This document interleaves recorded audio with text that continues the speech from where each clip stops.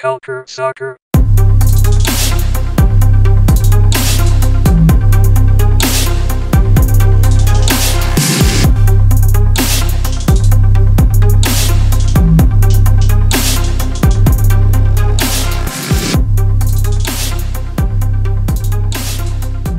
Bonsoir et bienvenue à ce nouvel épisode de CS à l'érable. Je sais, je commence tout le temps mes podcasts de la même façon parce que j'aime ça. Et puis je trouve que je suis toujours content de le faire, les podcasts. Je trouve que c'est une manière heureuse de vous accueillir à ce podcast-là. Comme d'habitude, un de vos hôtes, Adi Raphaël, et je suis accompagné, comme d'habitude, par mon compère, mon collègue, Daniel Cameron. Salut Daniel, ça va bien?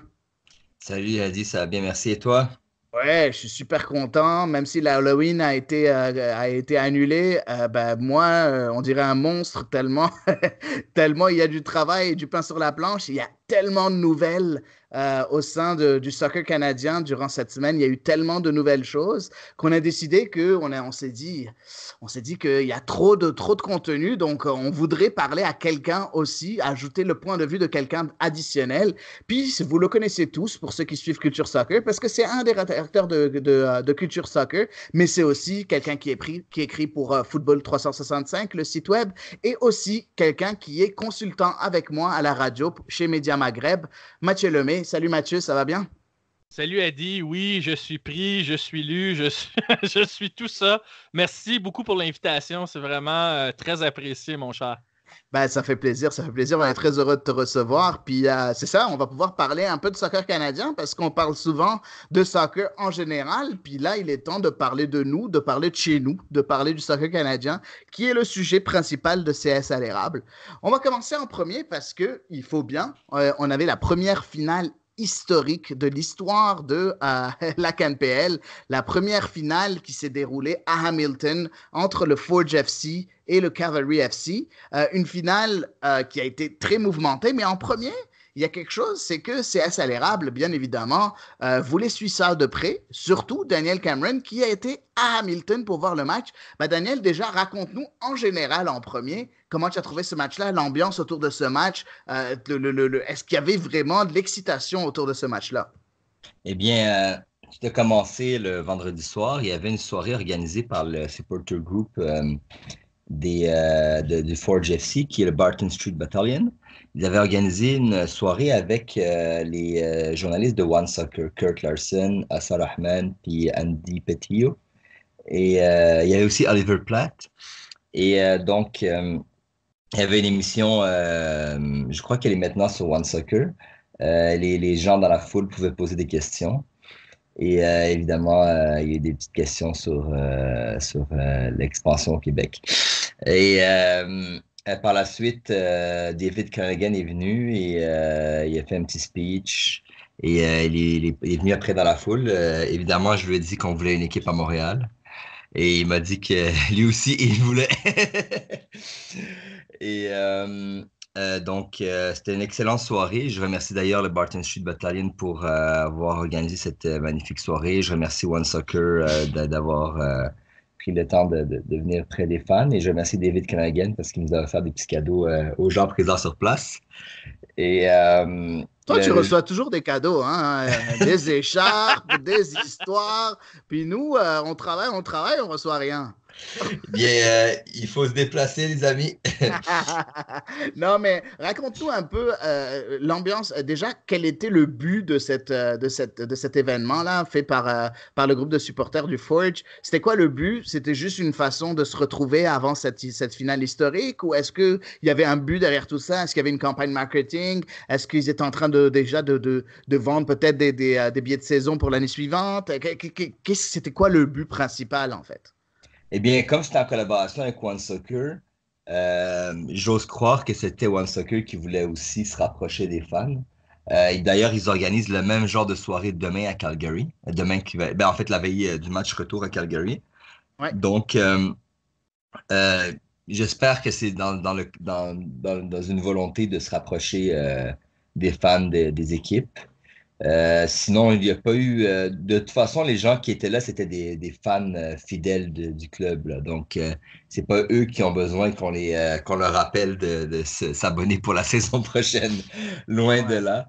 C'était vraiment une bonne. Il y avait aussi Dominique Samuel qui était suspendu et Bertrand Owundi. Bertrand Owundi, je me rappelle plus si je l'avais vu. Dominique Samuel, j'ai pris une photo avec lui aussi.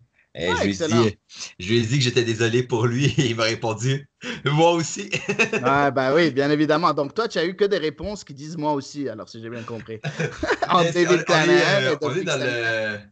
on est dans le politically correct, hein? Parfait, parfait. Donc, parfait. On va commencer. Ben, je sais que tu as parlé de cet événement-là. Puis, déjà, tu es parti vers le stade.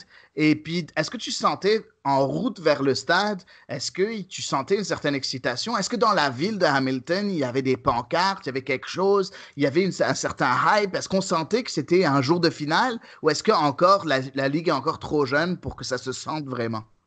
Eh bien, je vais être honnête avec toi, j'étais un peu déçu à ce niveau-là. OK. Je sais que c'est la première année, mais Hamilton était quand même un des marchés les plus solides de la ligue. Je crois qu'ils ont une des meilleures moyennes au niveau des affluences. Et j'étais un peu déçu de voir qu'on sentait pas vraiment l'ambiance. Comme il y a pas beaucoup de maisons avec du matériel à l'effigie du club, comme des drapeaux, des écharpes ou quoi que ce soit. Il y en a quelques-unes proches du stade. Mais par OK. contre, autour du stade, c'est sûr que tu le sens par la congestion routière qu'il y a un match. Ouais, bah oui. Parce que il n'y a pas de stationnement dans le stade, donc c'est un peu problématique pour les gens comme moi qui viennent de l'extérieur. Et donc, ce qu'au niveau, autour du stade, tu vois qu'il y a une ambiance avec les fans. Mais on est encore dans un petit village de supporters. Tu vois, on n'est pas comparé, on m'a dit que comparé à l'équipe de football qui joue dans le même stade, on est encore loin, là. Bah Comme oui, c'est là, sûr, c'est sûr.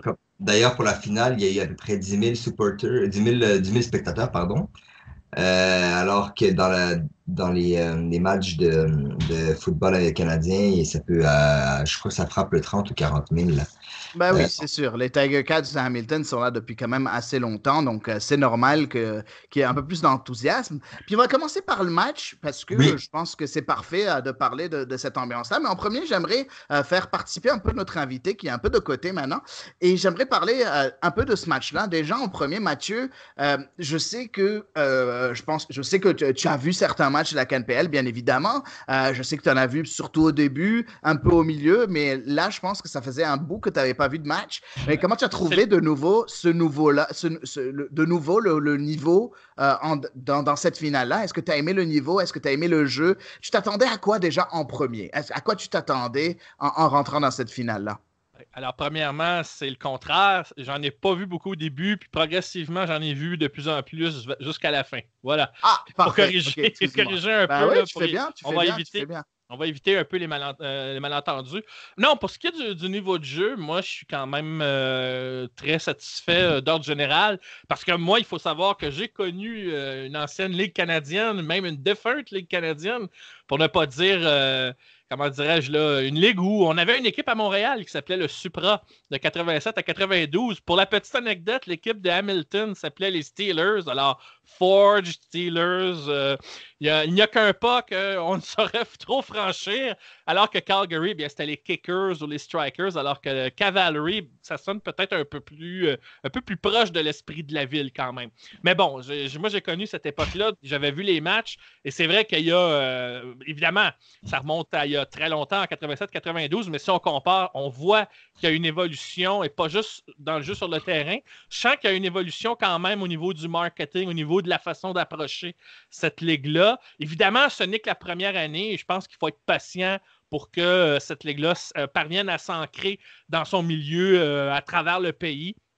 On va voir aussi ce que ça va donner avec l'expansion du futur. Voilà pour un petit peu là, pour le portrait d'ensemble. Maintenant, pour ce qui est de la finale, ce match aller qui opposait donc les deux meilleures équipes, clairement, et ça, je peux le dire, ce sont les deux seules équipes qui ont un différentiel positif, même en prenant les deux saisons. Que ce soit combiné ou séparément, ce sont les deux équipes qui avaient marqué plus de buts qu'ils n'en ont alloué. forcément, moi, pour les avoir vu jouer, on sent la qualité de jeu. Puis il y a des joueurs qu'on connaît et que moi, j'ai vu jouer ailleurs. Je pense à David Edgar qui a roulé sa bosse, si on peut dire. Il y avait Kyle Becker qui a joué à l'Impact. Je vais y revenir un petit peu plus tard. J'ai pu voir David Choignard que j'avais vu jouer à l'Académie avec l'Impact de Montréal. J'ai eu beaucoup de plaisir à le voir jouer et à découvrir, évidemment, des noms que je ne connais pas, des Tristan Borges qui a été un excellent buteur pendant la saison. J'ai appris à découvrir ce joueur-là. Revoir des vétérans comme Nick Ledgerwood jouer son rôle de capitaine. Alors pour moi, rien que pour ça, je trouve que ça valait... je dirais pas ça valait son pesant de cacahuètes, si on peut dire, mais ça valait le coup, je dirais, de voir ces matchs de Ligue canadienne. Et ce match aller que j'ai trouvé en fait fertile en rebondissement, puisqu'on a été très vite réduit à 10 joueurs. D'abord, avec cette expulsion de Joel Waterman, le défenseur qui a reçu un rouge direct à la 37e minute. Alors, le Cavalry jouait à 10.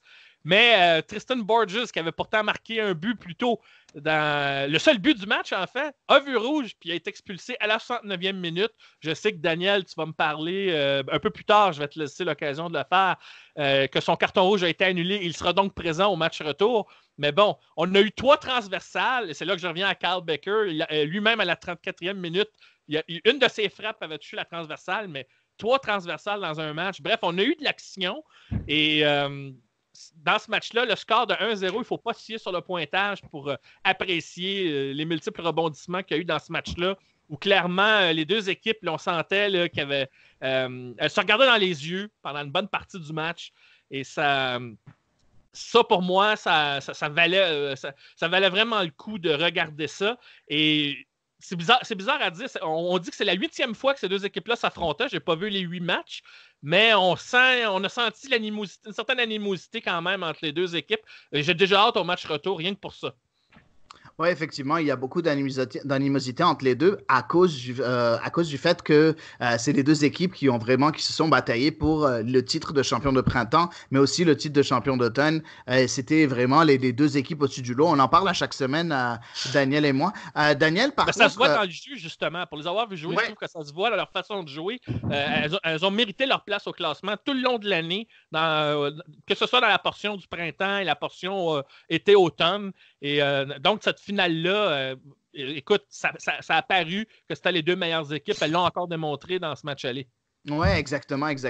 Et puis, on a vu aussi, bien évidemment, l'engagement qu'il y avait dans ce match-là. Tu as parlé des 2 cartons rouges, mais il y a aussi 4 cartons jaunes. Donc, ça montre, en fait, 5 cartons jaunes, pardon. Donc, ça montre encore plus l'animosité entre ces deux équipes-là. Et toi, Daniel, du point de vue, bien évidemment, des estrades, des tribunes dans lesquelles tu étais, est-ce que tu as senti cette animosité-là? Est-ce qu'il y avait déjà, entre les supporters, parce que je sais qu'il y avait quelques supporters de Calgary, pas beaucoup, mais quand même quelques-uns. Est-ce que tu as senti une certaine animosité entre les supporters? Est-ce que tu as senti ce genre de tension-là? Tu as senti que c'était une finale comparativement à un match lambda? Eh bien, c'est sûr qu'il y avait... dès la veille, il y avait beaucoup de commentaires par rapport à Malonga et Escalante. Ouais. Et le jour du match également dans les estrades. Après, par rapport aux fans visiteurs, il n'y en avait pas eu beaucoup. Ils étaient de l'autre côté des tribunes. Moi, j'étais dans la section adjacente à la section des Barton Street Battalion. Donc, j'ai pu profiter de l'animation qu'ils ont prodiguée tout le long du match. Ils m'ont même demandé de l'aide pour passer des messages en français à Cissé et à Chouanière. Donc, je les ai aidés à ce niveau-là pour passer des petits messages aux joueurs francophones. Sinon, honnêtement, c'était une bonne ambiance. Là. Je veux dire, il y avait quelques commentaires quand il y avait des actions d'Escalante ou Malonga, ou quand il y avait des fautes de l'arbitrage. Sinon, je veux dire, c'était bien agréable. Je ne sais pas si vous avez pu le voir. Je crois qu'à la télé, c'était possible de voir les fumigènes lors du but de Borges. Il y en a eu quelques-uns, là, des fumigènes orange. Ouais. Sinon, pour de vrai, je trouve ça très agréable, l'ambiance qu'il y a. Il y avait déjà ça au match aller. Moi, j'avais été au match d'ouverture contre les New York Nine. Et j'ai vu à la télé aussi. Le revivre en personne, c'est toujours agréable. Ouais, non, c'est sûr que c'est toujours agréable, comme tu l'as dit, d'être là. C'est sûr, tu étais là lors d'un match historique, et en plus une finale. Donc, quoi Et de mieux que aussi, ça? je ne sais pas si vous avez eu l'occasion de voir à la télé, mais puisque c'était le dernier match du Forge à domicile, c'était l'occasion aussi pour le public de saluer les joueurs une dernière fois. Ça, malheureusement, je n'ai pas pu assister beaucoup. Il a commencé à avoir une forte pluie et les gens, tout le monde voulait sortir, donc c'était devenu difficile de rester dans les tribunes. Mais il y avait eu ce petit moment entre les joueurs et les fans qui était très sportif. Là. C'est pour ça qu'on va dans les stades. Hein. Ouais, non, effectivement, bien évidemment. Bref, et j'aimerais aussi mentionner, c'est sûr que Mathieu l'a dit brièvement, brièvement, il l'a dit quand même, victoire 1-0 du Forge à domicile. C'est sûr qu'il y a le match retour qui se joue à Calgary ce samedi, donc dans 2 jours. Aujourd'hui, on est jeudi le 31 octobre. Donc dans 2 jours, il y a ce match retour-là à Calgary pour le Cavalry face à Forge. Donc tout reste encore à jouer, le suspense est encore complet. Par contre, revenons au match, il y a eu quand même une grosse domination de la part de Forge FC. Hein. Forge FC aurait pu marquer 2, 3, 4 buts même. Et j'ai trouvé que le Cavalry de Calgary, oui, c'est bien débrouillé. Je vais pas dire qu'ils étaient complètement dominés, mais sauf que je m'attendais à un peu plus du Cavalry. Ils ont été un peu trop étouffés par cette offensive de Forge FC. Est-ce que tu es d'accord avec mon analyse, toi, Mathieu?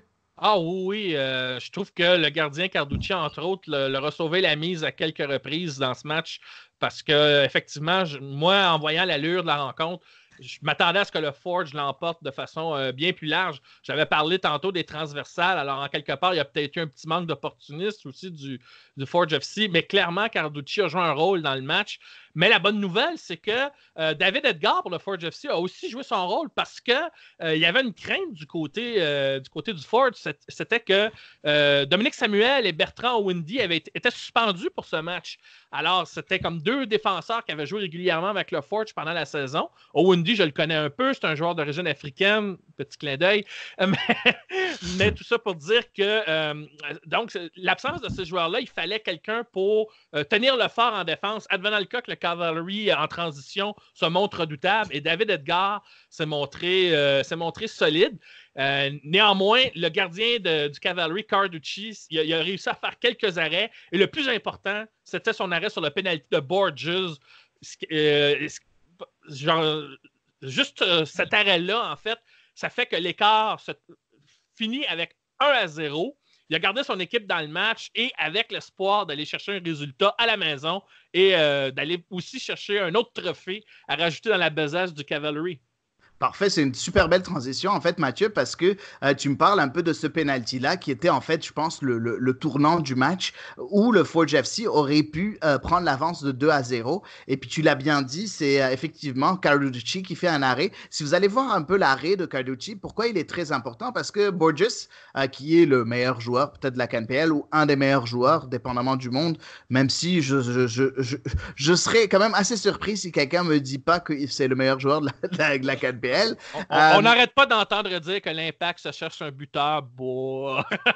C'est pas vraiment un buteur, en fait, c'est un numéro 10 qui peut jouer sur le côté aussi. Donc, il joue sur le côté. Je blaguais un peu, en fait. Ouais. C'était ironique, mon commentaire. Oui, je comprends bien. Bref, il a marqué déjà 13 buts et puis là, il se retrouve à tirer ce penalty. Il essaie de tirer le penalty en plein centre du but et Carducci, il fait un arrêt extrêmement important parce que, vous le savez, un gardien, il choisit un côté d'habitude et d'habitude, il saute il s'étend assez vite pour pouvoir rattraper le tir d'habitude foudroyant au coin de penalty. Puis cette fois-ci, Carducci a senti comme quoi il y a une possibilité qu'il tire au milieu. Et il a laissé ses 2 jambes traîner et c'est grâce à sa jambe qu'il a pu faire cet arrêt-là. Un magnifique arrêt de la part de Marco Carducci. On comprend encore plus, c'est sûr qu'il a fait des performances extraordinaires toute cette année, on comprend encore plus le choix de John Herdman de l'avoir appelé avec l'équipe nationale canadienne lors des 2 derniers rassemblements. Enfin, un des 2 derniers rassemblements. C'était pas le dernier, mais celui d'avant face à Cuba. Donc, c'est quand même assez intéressant. Toi, Daniel, est-ce que ce penalty, est-ce que tu pensais que dès que l'arbitre a sifflé penalty pour pour le Forge FC, est-ce que dans le stade, est-ce que tu as senti qu'il y avait eu un sens d'euphorie en disant, ouais, c'est fini, on mène 2-0, c'est fini, c'est dans la poche? Ou est-ce qu'il y avait une sorte de crainte quelque part? Mais le penalty est arrivé quand c'était encore 0-0. Et c'est que je me rappelle quelques temps avant, il y avait eu une action et les fans réclamaient un penalty. Donc c'était plus comme s'il y avait eu justice cette fois-ci par rapport à la faute de Waterman. C'est sûr que comme là, le stade s'était dessus et quand on a vu le tir partir, ça semblait aller dans le but. Puis là, la jambe de Carlucci, honnêtement, dans le stade, c'est plus difficile à voir. Moi, Ouais. j'étais du côté opposé. Mais quand je l'ai revu à la télévision, j'ai vraiment vu que Carlucci a été très intelligent. Est-ce qu'après ça, est-ce qu'il est sauté, est-ce que c'est, il avait choisi le côté avant ou pas? Ça sera difficile à savoir, mais j'ai trouvé que c'était très adroit de sa part. Et comme tu l'as dit, il marque des points. Ben Borges et Carlucci ont marqué des points ce match-là. Les deux se sont démarqués. Puis c'est deux joueurs qu'on n'arrête pas de dire qu'ils vont partir de la ligue, ils se démarquent tellement qu'il y a peu de chances qu'on les revoie l'année prochaine. Mais ils l'ont encore plus prouvé cette fois-ci. Carlucci par ses arrêts, Borges par son adresse. Honnêtement, c'était toute une action. Oui, effectivement. Et sur ce penalty-là, j'aimerais me préciser, c'est là où on a vu le premier carton rouge du match pour Joel Waterman à la 37e minute. Et puis, le penalty a été arrêté. Puis, c'est juste 5-6 minutes plus tard que Borges a marqué le but de 1-0. J'aimerais préciser, par contre, que même Joel Waterman, le carton rouge de Joel Waterman a été revisionné de la part de Canada Soccer pour voir si, effectivement, un carton rouge était mérité. La décision n'a pas été changée, donc elle est restée exactement comme elle est. Donc, Joel Waterman sera suspendu pour le match retour à Calgary. Et pour moi, je trouve ça à 100% logique. Je trouve une décision très logique. Quand j'ai vu le carton rouge, pour moi, il n'y avait pas de doute. C'était bel et bien un carton rouge. Est-ce que tu es d'accord avec cette affirmation, toi, Mathieu? Oui, je le suis. Je n'aurais pas développé davantage là-dessus. Tu as tout dit, mon cher Adi. Parfait. Et toi, Daniel, est-ce que tu étais du stade? Est-ce qu'on voyait que c'était un carton rouge mérité pour Joel Waterman? Honnêtement, du stade, on comprenait pas trop, puis surtout avec sa réaction. Moi, je me demandais s'il y avait eu erreur de l'arbitrage, si c'était lui qui avait été maladroit ou. Donc, c'était très difficile sur le coup de le savoir. C'est plutôt l'action de Borges qu'on a pu revoir des ralentis à profusion. Oui, et comme l'a dit Mathieu, Borges, son carton rouge a été résilié. Ça veut dire qu'il sera présent lors de ce match retour-là à Calgary. Ça va être quand même assez intéressant. Parlons un peu de cette équipe de Calgary. Je sais qu'on a parlé en général de Forge. On a vu combien ils étaient bons. On a dit comme quoi ils étaient capables de marquer un autre but. J'aimerais parler un peu parce qu'on sait que Calgary, le Cavalry, pardon, de Calgary, c'est quand même une équipe qui a marqué sa part de but. Et si on regarde, par exemple, dans le classement des buteurs, Dominique Malonga est le deuxième du classement des buteurs avec 11 buts en date d'aujourd'hui, avec Borges qui est premier avec 13 buts. On a aussi Olivier Midatel qui a quand même 7 buts. On a vu Sergio Camargo avec 6 buts. On a des Julien Boucher, Nico Pasquati avec 5 buts, Escalante avec 4 buts. Puis dans ce match-là, ils ressortent bredouille. Est-ce que, on commence par Daniel cette fois-ci, est-ce que tu penses que c'était quand même, moi je trouve quand même bizarre le fait que, même ils jouaient très défensivement, le Cavalry, je trouvais quand même bizarre de ne pas avoir eu un peu plus que l'attaque n'ait pas eu un peu plus de poids et ne soit pas plus dangereuse dans ce match-là. Est-ce que c'était étonnant pour toi? Honnêtement, oui, mais faut pas se rappeler que ça a toujours été serré dans les matchs entre le Forge et le Cavalry. Donc, faut pas se surprendre. Tu sais, les deux entraîneurs, c'est des fins stratèges. Faut pas être surpris que Smyrniotis a pu trouver le moyen de couper un peu le robinet pour pas que les buts viennent du côté du Cavalry. Et de toute façon, comme je l'ai mentionné, ça a toujours été serré entre les deux. On n'allait pas s'attendre à... Même si j'ai dit que j'espérais beaucoup de buts, dans un match comme ça, une finale, comme on dit, ça se joue pas, ça se gagne. Donc lui, Smyrniotis a utilisé la stratégie qu'il fallait pour couper les actions offensives du Cavalry. Exactement, et tu l'as dit, ça a toujours été serré. On l'avait dit déjà dans CSL Érable, dans les épisodes précédents, comme quoi c'est toujours serré entre ces deux équipes-là. Est-ce que toi, Mathieu, est-ce que tu as été déçu par la puissance, la non-puissance offensive du Calgary, du Cavalry FC de Calgary? Oui, dans un sens, je trouvais, par exemple, leur distribution du ballon, leur façon de faire des passes assez médiocre. Puis quand je suis allé voir les statistiques après le match pour être sûr que je n'avais pas halluciné, j'ai vu des pourcentages de réussite de passe assez faibles du côté de Calgary. Il y a seulement 2 joueurs qui ont la note de passage. Alors, c'est dire à quel point la stratégie probablement du Forge FC ou la façon de jouer, l'aspect tactique, comme Daniel l'a souligné, a, selon moi, fait une différence. Rien qu'en ce sens-là, je trouvais que le résultat, le Forge aurait mérité mieux qu'un 1-0. Seulement, voilà, il y avait un bon gardien cette journée-là. Et c'est peut-être ce qui a fait la différence. Il y a peut-être eu un manque de réalisme aussi, peut-être, du Forge, je ne le sais pas. Mais je veux dire, du côté du Forge, presque tout le monde passe la note de passage pour la réussite des passes, entre autres, alors que pour Cavalry, il y a juste 2 joueurs. Il y en a même beaucoup qui ont en bas de 50% de réussite. Alors vraiment, c'était très, très pauvre. Je pense entre autres à Minatel. Le pauvre Minatel, là, ça a été un match assez pénible.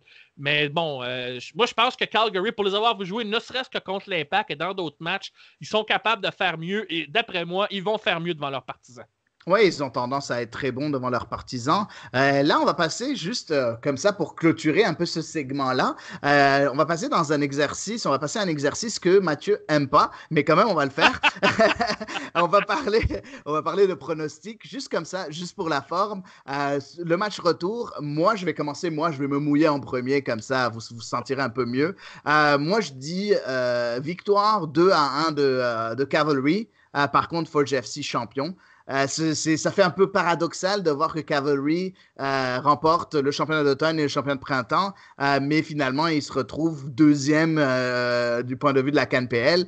Je trouve que ça ferait bizarre et peut-être que ça va faire en sorte que la CanPL va changer son format, que moi, j'aime pas trop. Donc, je prêche ma paroisse, je prêche à ma paroisse, comme on dit. Toi, Daniel, quel serait ton pronostic pour ce match-là? Et moi aussi, ça serait du 2-0, pardon, 2-1. Moi aussi, je pense au 2-1 parce que je pense que Cavalry va être plus offensif à la maison, mais ils vont se faire marquer un but par les atouts offensifs de Forge. Malheureusement, ce serait le Forge qui passerait. Ouais, et toi, Mathieu? Moi, je vois un match nul de 1-1. Honnêtement, pour 2 raisons principales. D'abord, leurs 2 défenseurs que j'ai nommés tout à l'heure vont revenir pour le match retour et Edgar sera toujours là. Donc, ils vont, selon moi, être assez solides défensivement pour voir venir. Et Borges, finalement, sa suspension ayant été annulée, il va être là dans la formation et il pourrait marquer le gros but qui va faire la différence pour le Forge FC. Je pense que, je ne dis pas qu'ils vont parker le bus, mais je pense qu'ils vont, ils ont les outils pour tenir la dragée haute au Cavalry FC, même si, advenant le cas que le Cavalry, bien entendu, soit beaucoup plus entreprenant et plus agressif au plan offensif devant leurs partisans, bien sûr. Ouais, effectivement. Parfait. On va voir qui va remporter ce côté pronostic, Daniel et moi ou bien Mathieu. En tout cas, dans tous les cas, je pense que tous les trois, on est en train de dire que c'est Forge FC qui va la remporter. Ça va être un peu bizarre pour le Cavalry FC. En tout cas, on verra bien. Rendez-vous donc samedi. Ce samedi-là, c'est un rendez-vous pour tout le monde pour ce match-là à Calgary. Heure de l'Est, donc ici à Montréal, au Québec. Ça va se jouer à 3h30. Donc, entre le Cavalry FC et le Forge FC en direct de Calgary. Donc, c'est ça. Est-ce que, Daniel, est-ce qu'on a eu des nouvelles par rapport à l'officialisation? Est-ce que ça va être sur CBC ou juste sur One Soccer?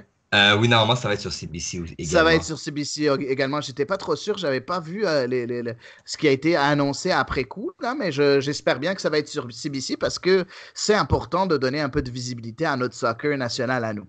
Et on va souhaiter, rapidement, pour éviter que Calgary remporte tout, moi, je souhaite quand même que le Forge aille chercher au moins un trophée aux dépens du Cavalry. Et faire oublier un peu, je parlais des Steelers tantôt, faire oublier l'époque où les Steelers ont fait 4 finales sans jamais gagner à l'époque de la défunte Ligue canadienne de soccer. juste pour on a gagné quelque chose, ça serait agréable. Puis moi, j'aime ça, les underdogs, un petit peu, même si, effectivement, dans le portrait global de la CPL, c'est pas un underdog, le Forge FC, bien entendu. Là. Ouais, effectivement, c'est pas du tout un underdog, mais n'empêche, c'est pas l'équipe qui a gagné les 2 championnats. Mais bon, on repasse à autre chose parce qu'il y a eu, comme je l'ai dit en début d'épisode, beaucoup de choses qui se sont passées cette semaine. On va commencer en premier parce que Daniel en a glissé un mot avant et j'ai trouvé ça intéressant parce que il a voulu me donner un peu un petit fil pour que je puisse à un moment donné faire une transition. Merci beaucoup Daniel. Tu as dit que David Clanahan, il y a plusieurs personnes déjà en premier qui ont parlé de la CanPL au Québec. Et aussi David Clanahan, quand tu lui as dit je veux une équipe de CanPL à Montréal, il t'a répondu moi aussi. Donc ça veut dire qu'il y a des discussions, en tout cas on peut spéculer qu'il y a des discussions entre la CanPL et le Québec pour un nouveau club en CanPL et ça a été confirmé par le nouvel épisode, le nouvel hebdomadaire, nouvel magazine de Québec Soccer. Pour ceux qui l'ont pas téléchargé, je vous conseille fortement de le télécharger parce qu'il y a de très beaux articles, mais aussi un très bel article sur la PLSQ avec un rapport de la PLSQ, rapport un peu dangereux envers la PLSQ qui mentionne que la PLSQ doit changer une grande partie de son fonctionnement. Pour ceux qui savent pas c'est quoi la PLSQ, c'est une ligue de soccer semi-professionnelle au Québec. Cette ligue de soccer-là, ça fait longtemps qu'elle stagne un peu. Puis avec la venue de la CanPL, beaucoup se posaient des questions sur sa viabilité. Et il y a eu plusieurs choses qui ont été faites sur un rapport, dont un rapport qui a été fait par des experts, dont l'ancien vice-président de l'Impact de Montréal, Richard Legendre. Il y a eu un panel, mais Richard Legendre faisait partie de ces personnes-là. Il y a eu plusieurs choses, je vais en parler brièvement, pas très longtemps, puis après on va se concentrer sur l'aspect CanPL. Ils ont proposé à ce que la PLSQ soit une ligue de développement. Donc maintenant, ce qu'on voit dans la PLSQ, c'est une ligue semi-professionnelle, sauf qu'il y a des vétérans et il y a des jeunes. Et puis eux, le rapport, ce qu'ils préfèrent, c'est avoir un peu plus de joueurs, une limite d'âge à 21 ans ou à 23 ans, un des deux, avec 3 joueurs plus âgés qui pourraient à ce moment-là encadrer ces jeunes joueurs, un peu comme on fait aux Jeux Olympiques. Ça pourrait aider à donner du temps de jeu à nos jeunes et à se faire montrer pour aller dans des circuits professionnels, que ce soit en CanPL, que ce soit en MLS ou ainsi de suite.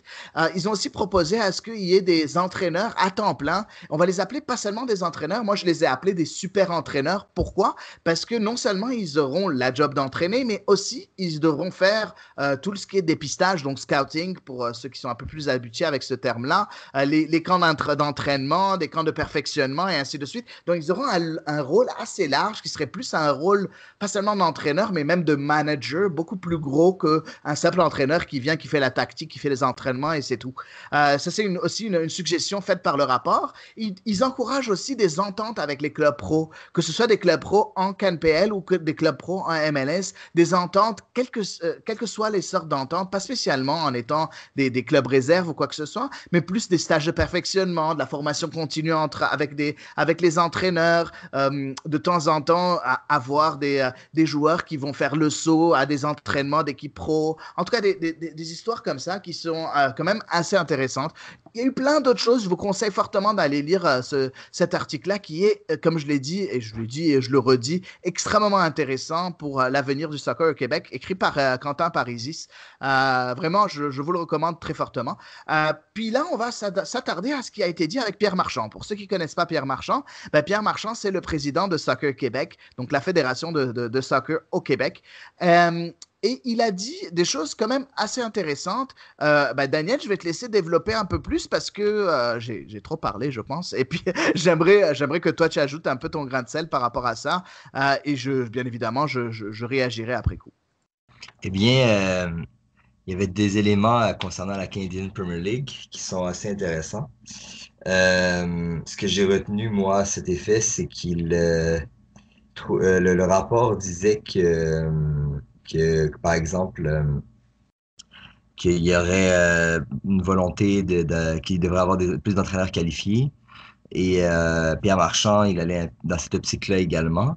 Et il voit qu'il y aurait plusieurs possibilités de faire des liens avec la Canadian Premier League, que ce soit par une acquisition de la Ligue, par la Canadian Premier League, ou d'avoir des clubs. Et là, il avait parlé que à Québec, ça avançait le projet et que c'est surtout le stade qui cause problème.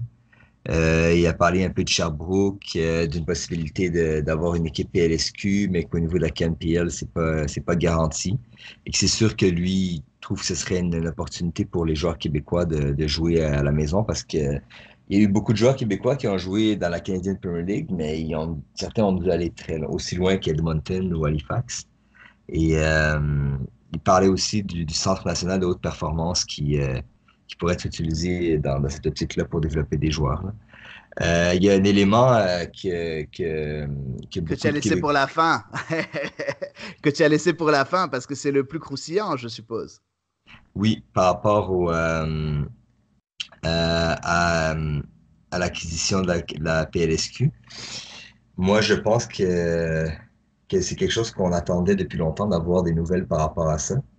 Et parce que ça a été le cas avec la Ligue One Ontario. Et là, on a l'équivalent avec la PLSQ. Ce serait intéressant de voir s'il va y avoir des développements à cet effet-là. D'accord, ben je veux juste ajouter une petite chose par rapport à ça, c'est que l'acquisition de la PLSQ part bien évidemment à la CanPL, hein, pour ceux qui n'avaient pas compris.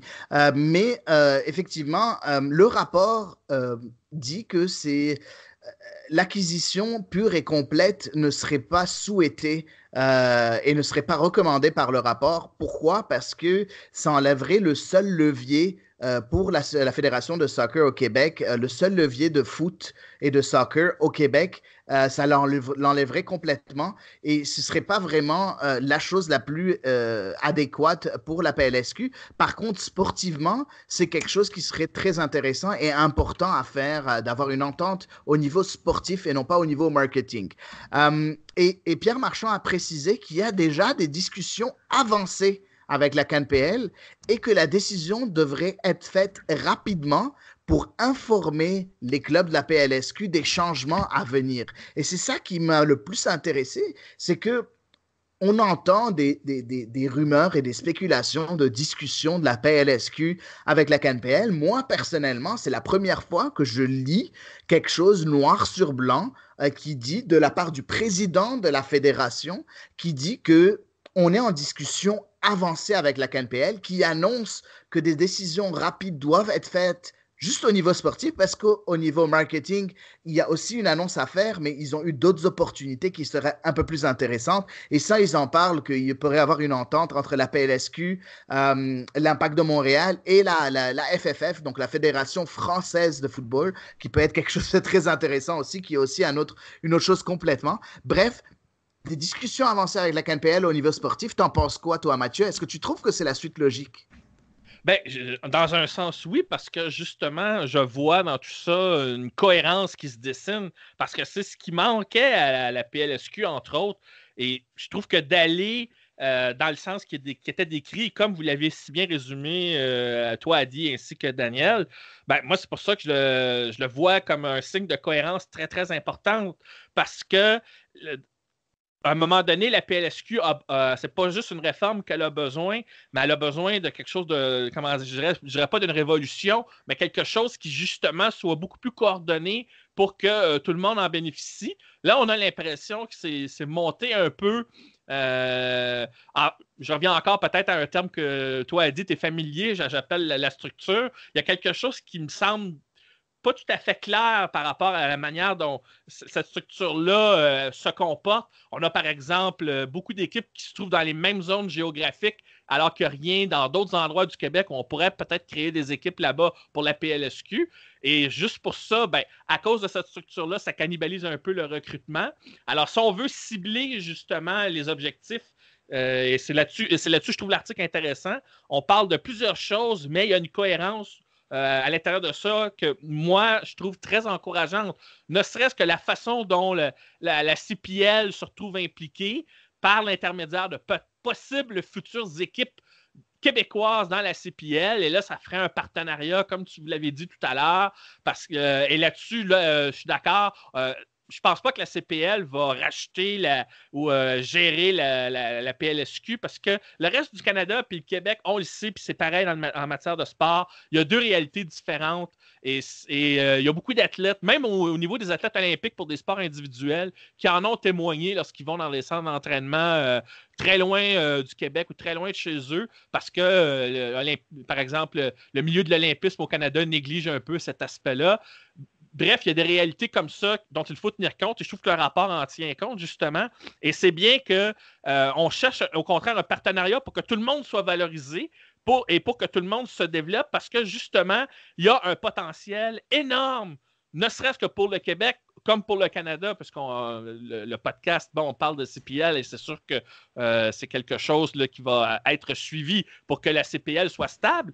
Mais pour ce qui est du Québec, c'est aussi très important et ça va aller en conjonction avec tout ce qui a été dit, que ce soit les partenariats avec la Fédération de football française, que ce soit avec le développement, puisque c'est l'orientation qu'on veut faire, le développement des jeunes joueurs de façon à ce que certains d'entre eux soient plus nombreux pour aspirer à une carrière, on va dire, entre guillemets, professionnelle. En tout cas, que les chances augmentent et que ces joueurs-là ne soient pas laissés pour compte ou se retrouvent sur une voie de garage, comme ça arrive souvent. Je trouve ça bien et ça, j'espère qu'on va en reparler, parce que là, on l'a moins mentionné, le rôle de l'Impact de Montréal là-dedans et de son académie, comment ça va s'imbriquer là-dedans, parce que pour l'instant, l'Impact se fout un peu de la PLSQ, là, on va le dire franchement. Donc, si ça peut amener à se parler aussi puis à coordonner certaines choses, moi, je n'y vois que du positif à long terme. Oui, je suis d'accord avec toi. Juste pour revenir, moi, je pense que l'Impact peut-être se fout du PLSQ, mais je pense avec raison en date d'aujourd'hui parce que, comme on l'a dit, il y a beaucoup de vétérans qui jouent dans ces équipes de PLSQ. Donc, à quoi ça sert à l'Impact de regarder vers la PLSQ si on sait que quand ils vont donner leurs jeunes joueurs de 18, 19, 20 ans, ils n'ont presque aucune chance de jouer, puis vu qu'il y aura des joueurs vraiment affirmés à 30 ans qui seraient là. Donc, c'est ça, Adi. C'est exactement ce que tu dis là. C'est là où l'aspect de cohérence et de coordination est important. Parce que là, on a l'impression que tout le monde défend son clocher, si on veut, et avec raison, dans un sens, puisque tu l'expliques bien, l'Impact, effectivement, dans un sens, raison de ne pas s'intéresser à la PLSQ. Parce que je l'ai dit plus tôt, elle ne s'organise pas nécessairement pour qu'on la suive.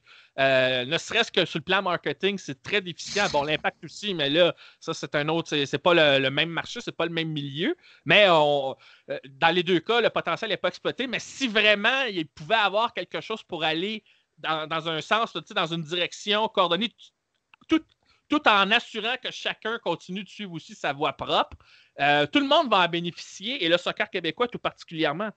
Oui, effectivement. En tout cas, on verra ce qui va se donner par rapport à ça. Est-ce que, Daniel, tu as quelque chose à ajouter sur cet article-là ou est-ce que tout a été dit pour toi? Moi, juste mentionner que je suis très optimiste, là, surtout par rapport aux discussions avancées. J'ai hâte d'en apprendre davantage. J'ai l'eau à la bouche, là, honnêtement. J'ai hâte qu'il y ait beaucoup plus d'informations par rapport à ça, parce que la PLSQ, c'est notre ligue, qu'on le veuille ou pas, là. Et comme a dit Mathieu, c'est dommage que l'Impact s'en est pas occupé. Moi, je pense que Toronto FC l'a fait, là. L'Impact aurait pu le faire, même à l'époque du FC Montréal. Avoir une équipe en PLSQ, ça coûte pas très cher.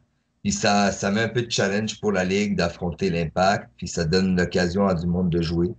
Mais bon, ça, c'est un autre débat. Mais dans l'ensemble, je suis assez excité de savoir ce qui va se passer dans les prochains mois. Ça se voit pas par le ton de ma voix, mais je suis.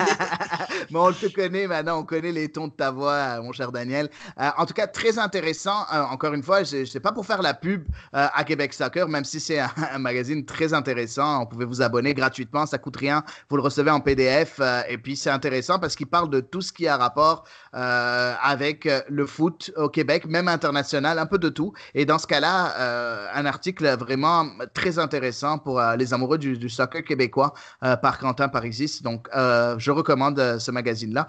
On passe au prochain sujet. Un sujet qui on en avait parlé un peu la semaine passée, je pense, Daniel, si je me rappelle bien, qui est la Coupe du Monde du 17. C'était la semaine passée, n'est-ce pas, Daniel, ou la semaine d'avant?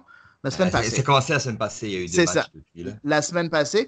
Donc, il y a eu 2 matchs qui ont été joués. On avait parlé du Canada U17 qui devait affronter, il y avait 3 équipes dans son groupe, le Brésil qui était intouchable, l'Angola et puis la Nouvelle-Zélande. Et je parlais spécifiquement comme quoi l'impact de Montréal, comme quoi l'équipe canadienne des moins de 17 ans avait des chances parce que l'Angola, c'était sa première participation. Et la Nouvelle-Zélande, c'est quand même une équipe, oui, qui est déjà allée au 2e tour et même, je pense, jusqu'au quart de finale déjà dans son histoire. Mais n'empêche, ils avaient des chances d'y arriver parce qu'il y a une très bonne génération du côté du Canada. Écoute, le premier match, c'était contre le Brésil, une défaite assez cinglante, 4-1, même si le Canada a été un peu dépassé en première mi-temps. En deuxième, c'est un peu rajusté. C'est là qu'ils ont marqué leur but. Même dans les 20 dernières minutes, c'était quand même assez bon de la part du Canada. Il faut dire que le Brésil avait levé pied aussi.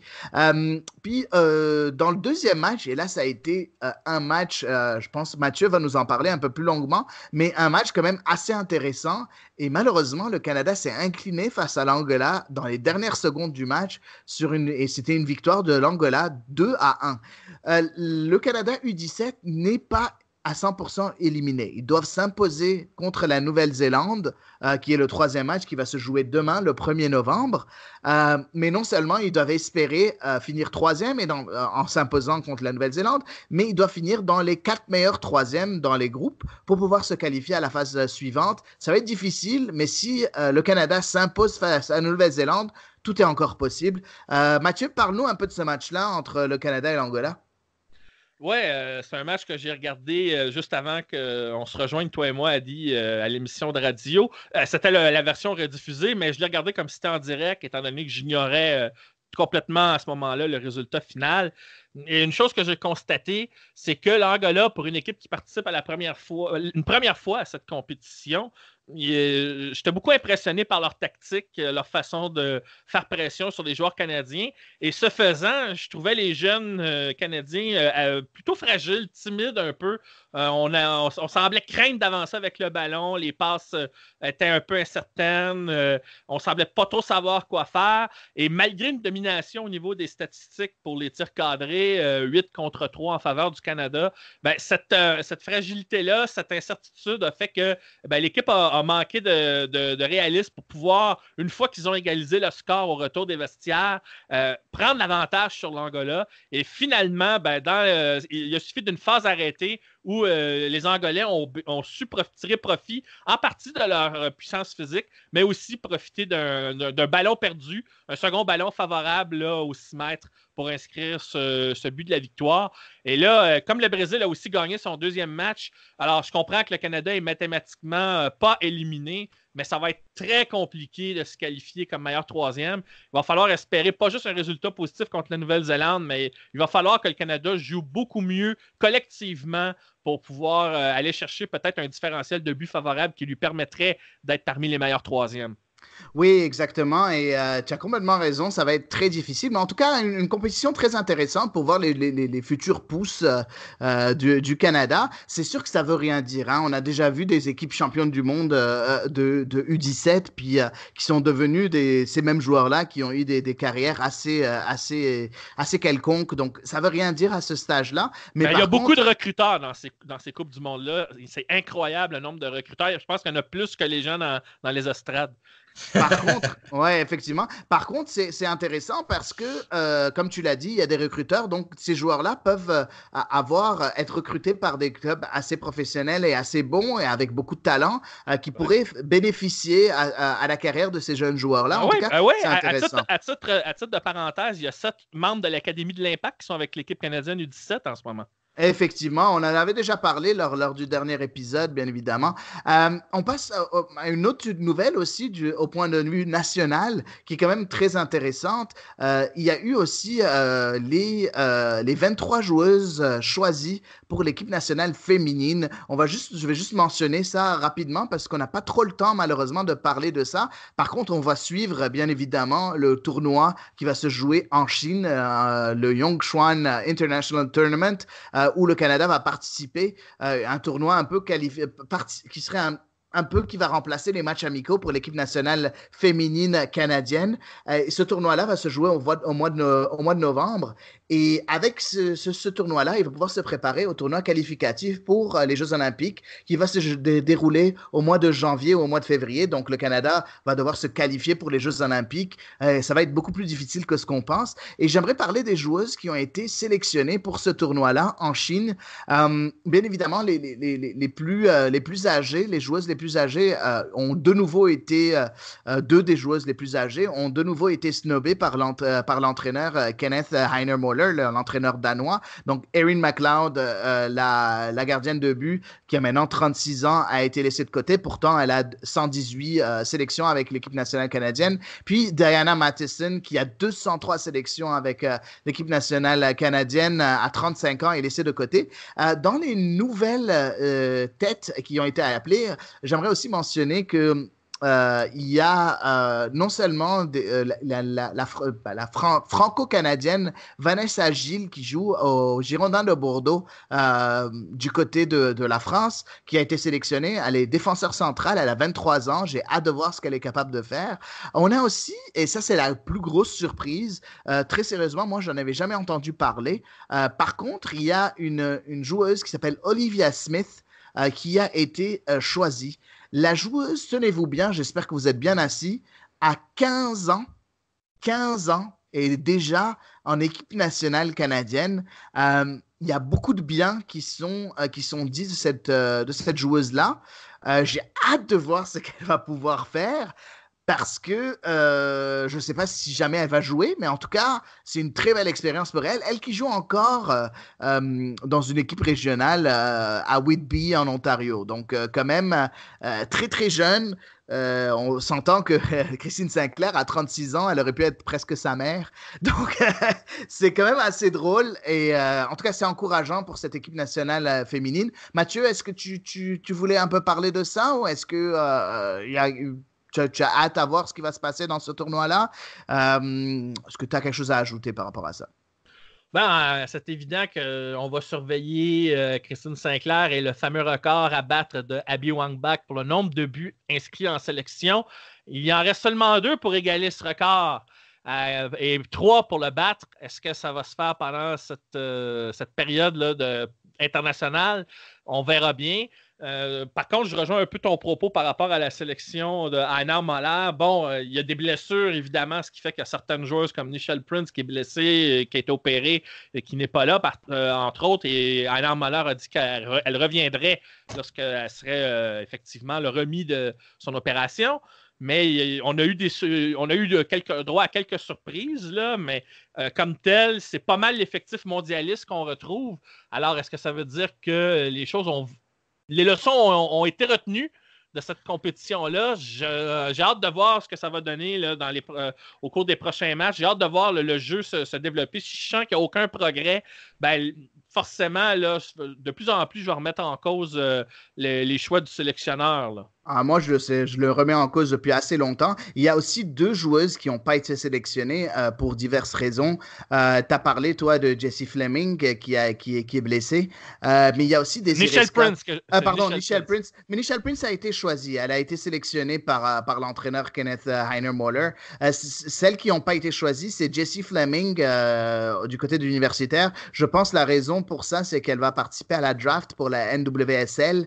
Donc, je pense qu'elle se concentre sur ça. Elle doit un peu penser à son avenir professionnel. Elle a 21 ans, c'est un des futurs cracks de la sélection. Et aussi Desiree Scott qui, elle, n'a pas été choisie. C'est un milieu de terrain. Et j'en avais parlé pour ceux qui suivent CS à l'érable ou que ceux qui nous ont entendus sur Culture Soccer quand il y avait la Coupe du Monde féminine, que je pensais que, même si c'était une très, très bonne joueuse, que je pensais qu'il était temps qu'elle soit laissée de côté parce qu'elle est un peu trop unidimensionnelle. Donc, moi, j'étais content de voir ça. Par contre, je trouve que l'effectif, avec juste 5 milieux de terrain, est quand même assez léger en milieu de terrain. On a encore Sophie Schmidt qui est encore là. Les 2 qui ont été appelés en équipe nationale lors de la Coupe du Monde, Gabrielle Carle et Julia Grosso, qui ont été appelés mais qui n'ont joué aucune minute, à ma plus grande incompréhension. Et il y a une ancienne vétéran qui a 27 ans, qui joue en Italie à la Fiorentina, qui est quand même intéressante. Megan Kelly, qui fera partie de la sélection. Ça peut être très intéressant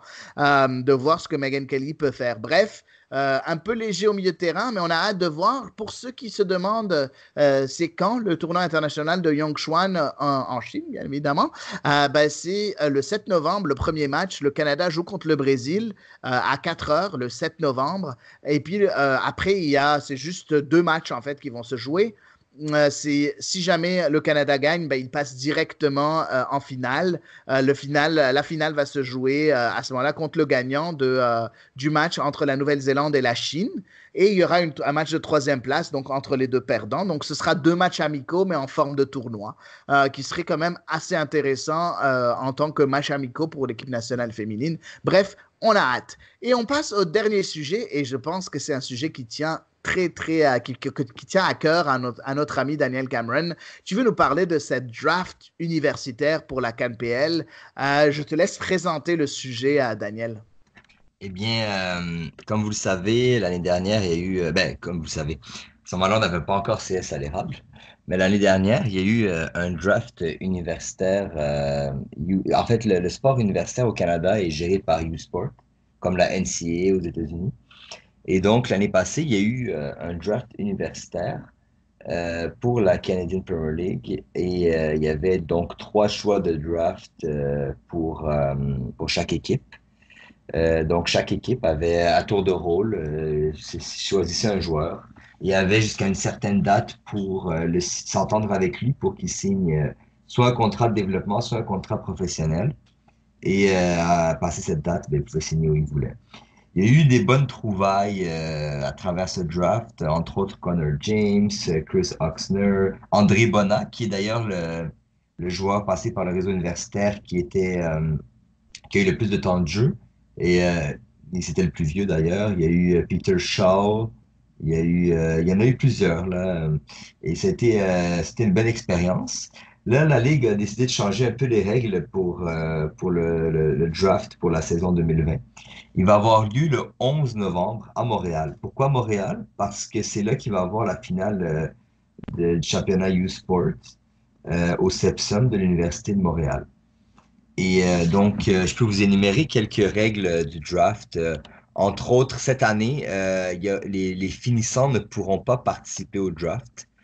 Moi, je trouve que c'est assez logique puisqu'ils auront la possibilité soit de signer, soit de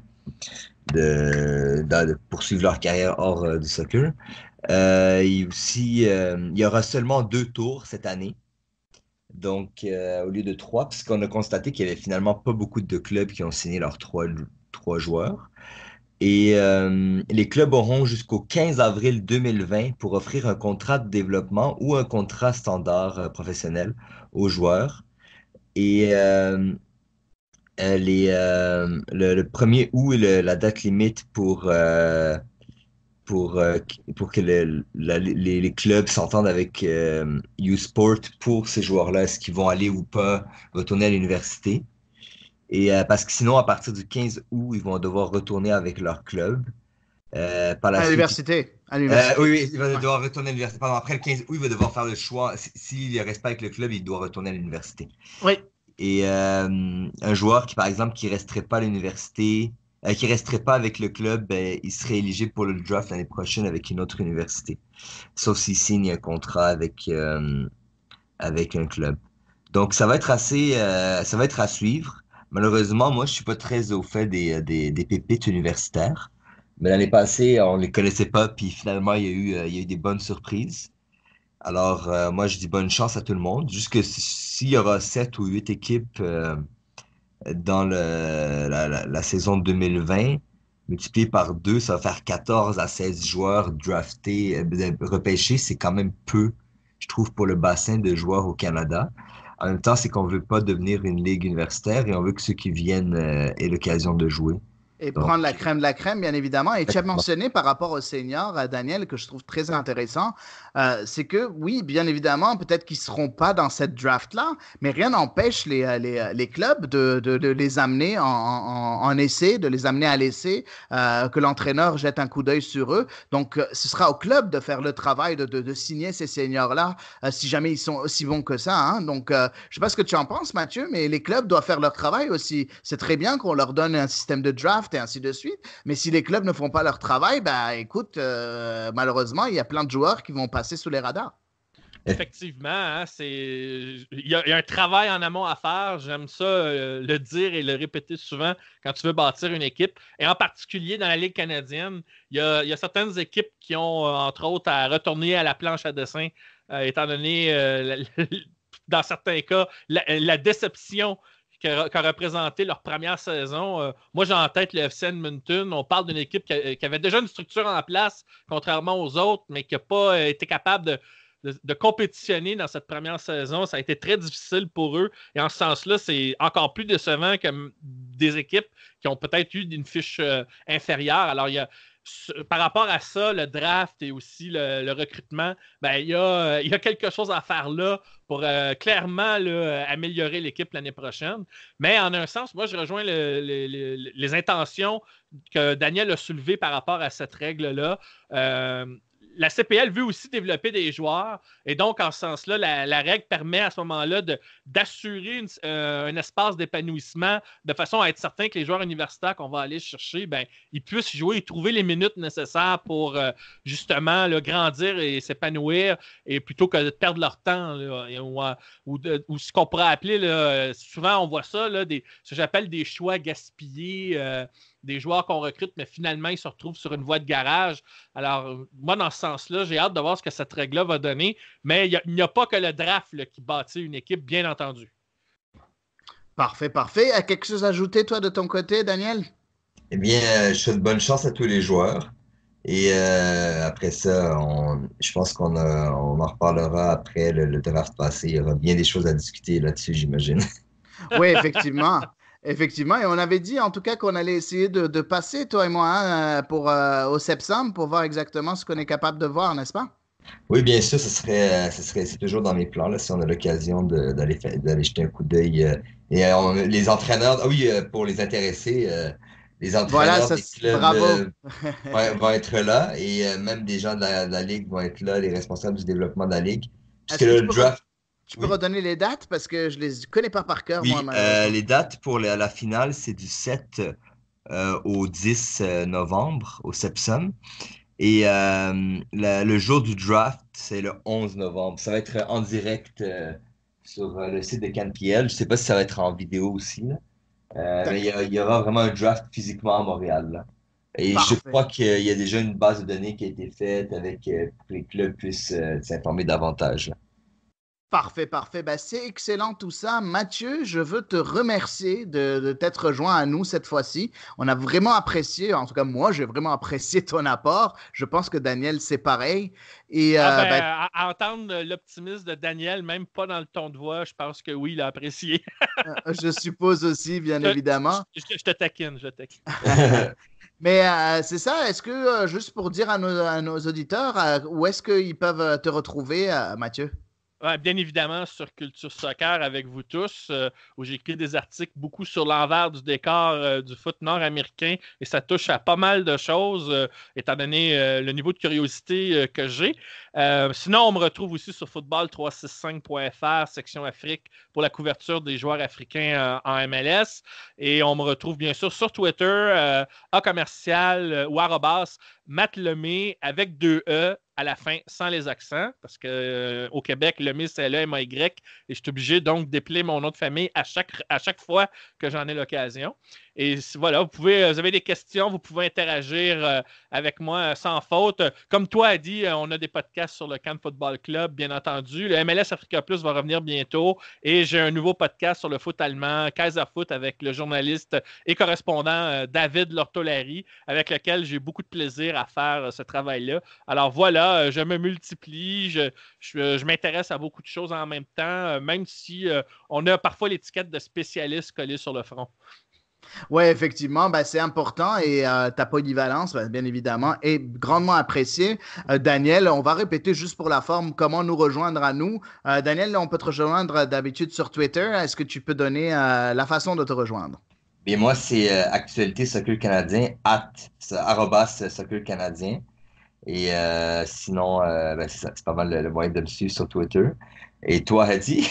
Ouais, effectivement. Ben, moi, c'est simple, à commercial Soccer en folie sur Twitter, bien évidemment. Et bien évidemment, vous me voyez sur Culture Soccer, les multiples podcasts que j'ai, un peu sur le CanFC, d'autres ici sur Culture Soccer, et bien évidemment à la radio avec Mathieu aussi. Donc, bref, beaucoup d'endroits pour nous voir et nous écouter.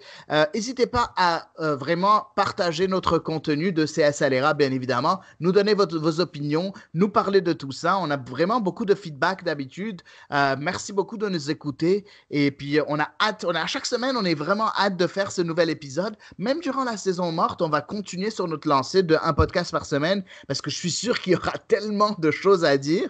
Peut-être qu'on prendra une semaine de vacances durant les fêtes, mais ça, c'est pas encore décidé. Bref, d'ici là, ben, je vais vous souhaiter à tous une bonne soirée ou une bonne journée, quel que soit le moment où vous nous écoutez. Et je vous donne rendez-vous la semaine prochaine, comme d'habitude, sur Culture Soccer. CS à l'érable sera de retour.